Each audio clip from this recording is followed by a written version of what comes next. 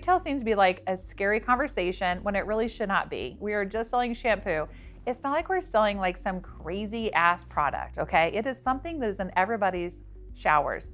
Everybody has shampoo and conditioner, some type of styling aid.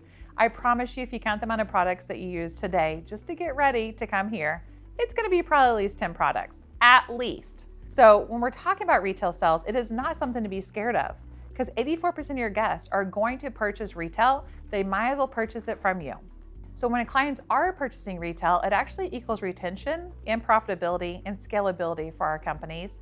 So if your client is really trusting you, they're gonna rebook and they're gonna buy you the retail that you're recommending. So why retail? I don't know, why not? Why do we make it such a big deal? It's shampoo, okay? It is not some whatever. We're not asking them to buy a new car. We're asking to buy a $30 bottle of shampoo.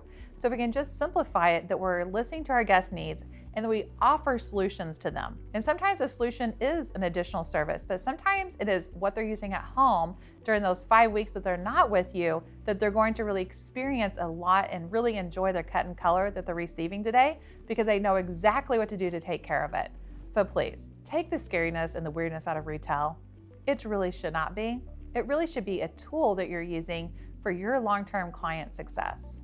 Let's talk about retail and what your retail goals should be. So when it comes to retail, remember, retail equals retention, equals profits, equals everybody's happy. And yet, for some reason, we don't really do it. I love to see at least double-digit retail to service. That's bare minimum, right? So it's 10% retail to service. Honestly, that's nothing. That should just be like bare minimum. I prefer to see 20 to 25% retail to service, or another way of looking at it, we can look at it as like half a product per guest. So 1 product per 2 guests.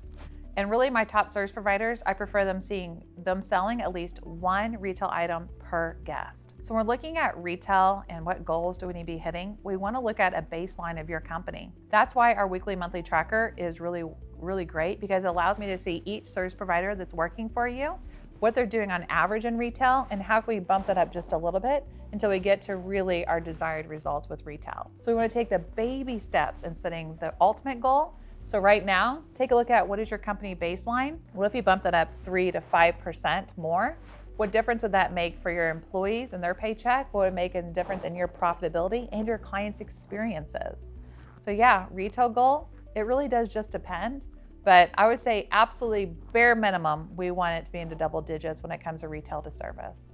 Let's talk about having your teams buy in when it comes to your beautiful marketing efforts and retail that you bring in. I hear this all the time. Oh, I did this really cool contest and it flopped. Okay, there's been so many times that I thought I did the coolest contest ever and it totally flopped. You know what, I'm doing one this month and I'll let you know how it goes, but it may or may not work. So there are gonna be things that we do inside of our marketing efforts that are gonna be phenomenal. And there's gonna be some things that just totally flop. And we have to be okay with either one of those. But the thing about it is that how do we do internally?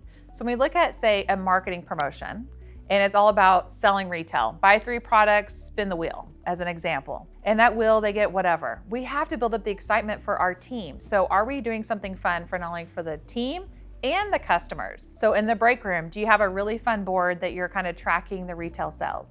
Are you doing drawings at your staff meetings of whoever won, free lunch for the day? So whenever you're looking at your marketing, how can you not be so boring about it? How can you make it super fun? How you keep it really exciting? And how can you bring a lot of fun to like your break room and different areas and doing shout outs with your team as they're hitting their goals, so that you are putting a lot of energy into your marketing efforts, and in return, you're getting a nice return on investment. And really the same thing goes whenever you bring in a retail item. When you bring in a new line or new whatever, I don't care what it is, but the more exciting that you are about it, the more your team's gonna be excited about it. So an example is this. I had my staff meeting last Saturday and we're gonna be going to a dinner, but I told them the dinner is like, it's really not about the dinner. It's not really about the food. It's really about the experience, okay? And I was like, who wants to go? And like nobody raised their hand. Well, no, I wouldn't want to go either, the way I explained it. And I said, why does anybody want to go? And they said, because you didn't sell us on it. It was terrible, Amy. I was like, cool point. I was like, it's not about the food, it's about the experience. So then I started sharing them about the experience they're gonna have at this dinner. And then everybody raised their hand. So that told me something. Only thing they're listening to is WIIFM.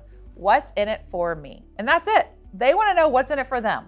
So as soon as I explained to them in a beautiful way all about their experience. As I said, everybody decided that they wanted to go. So I want you to think about that. I don't care if it's your marketing efforts, if it's your retail you're bringing in, if it's a new service you're bringing in, or whatever. The only filter they're listening through is WIIFM, what's in it for me? If you get that nailed, I promise you, you're gonna have great staff engagement. Let's rewind about 15 years ago. In my salon, I could not figure out how to get my team excited for what I was excited for. What I realized is it was all of my ideas and really none of their ideas, but yet I needed them to be a part of this.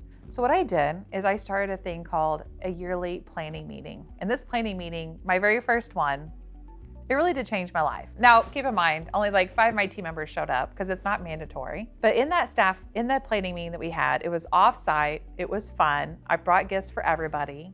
And we really made it all about a conversation and how we can really maximize the next year ahead and what would that look like. When we created the vision for the next year ahead, it was amazing to see how my team really took my company to the next level because they were part of making those decisions. Fast forward, year after year, the planning meetings grew, they grew, and I'm consistent at having them, and I'm consistent at what they look like, so my team knows exactly what to expect. Now I have 100% staff attendance, which is huge, as we all know this, but they're excited for it, and they leave there elated about what the next year ahead's gonna look like and how much we've accomplished in just a year's time. Because whenever we all are creating the vision, we create the plan together and we start to execute it, things become possible. So yes, planning meetings, game changer. Please put on the calendar, typically the last quarter of the year, and we're planning out the future year ahead.